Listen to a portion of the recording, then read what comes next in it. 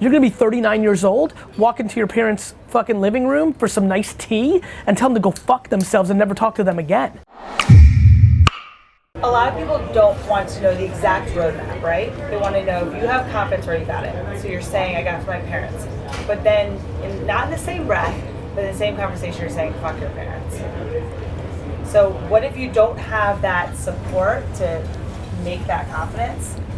Where does that come from? So everybody's gonna have different situations and different serendipities. So it's not just my parents. Like, I got self-esteem injected from my mom, which is a huge variable, which is why I put her on a huge pedestal. And to your point, not everybody gets that. Somebody may get that later from their spouse. I would argue if my dad was here, he would tell you that any progression in his self-confidence came when I came into his life and started making him feel like he did something, because he grew up under a mom who didn't give him confidence. So at the same token, to your point, when I'm saying fuck your parents, I'm saying it's more of a way to break through to kids to say, look, you need to lean into your truth. You need to, you need to have empathy for why your parents are giving you the advice. But the reality is, this is gonna be your life, and you're gonna have to deal with the ramifications. So, by the way, even though my mom or somebody else who's lucky enough to have a mom instill enormous amounts of self-esteem into them, doesn't mean that same mom may not have an ideological point of view on you being a doctor. Yep. So it's not one or the other. They're kind of like carved out separate things. And back to the point of all of this, I mean, I think one of the biggest things that I'm really excited about clarifying in the next half decade is, look, I don't think I'm right about anything. I think that I'm right for me. I read a lot of feedback, and these are observations from one man's point of view, and then you need to take it and understand what to do with it. One of the things I'm most passionate about right now is there's a lot of cultures, especially in Asia and India and other places, where not listening to your parents is a massive disrespect, massive problem. It's being disobedient. The amount of times that I've seen the word not behaving and being disobedient and has been unbelievable in the last 2-3 months.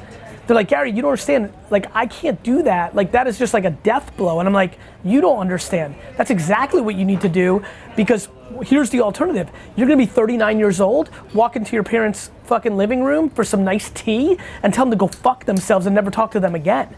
I'm trying to save relationships by telling people to fight their parents now, because what always happens in this scenario is it dies later. Right? Then they marry somebody, that spouse loves them and is like, don't let your parents control your life. It becomes all fucked up with the mother-in-law and the sister-in-law and the brother-in-law, right? Like, fuck. Yeah. What's way better is go do what you want to do, but then deal with the ramifications. The other shoe in my conversation of go do what you want is, if you go on and fail, you have to give the point to the parents. That's the part that nobody wants to hear of. Like, go fuck your parents is super fun. Yeah. When your parents wanted you to do something, but you didn't have self-awareness and you just wanted to be like me, and you started a fucking startup company and you fail, you have to be okay with going back and not necessarily saying your parents were right, because you never wanted to be a doctor, but acknowledging you lost. Yep. Like, delusion doesn't work. It leads to depression. Yeah. Right? Like, you have to be okay with like taking a reset. And that's something people fear. The biggest problem with people consuming me, the fight against the machine, is they inherently don't know what to do, and will they be successful at it.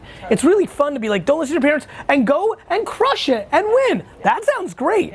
What about don't listen to your parents who put a roof under your head, who love you, who you love.